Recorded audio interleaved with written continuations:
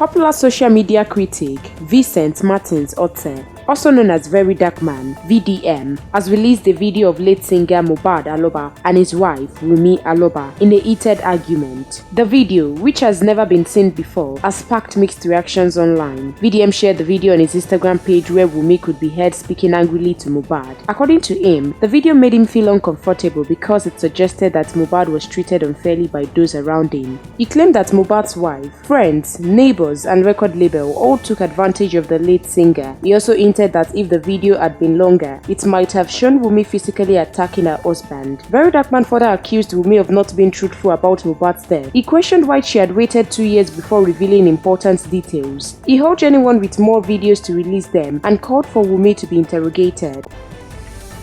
Why are you doing my snap? Don't ever try. If you don't try. Are you not here? Why are you doing my snap? Why are you scared? Why are you doing my snap? Why are you doing my snap?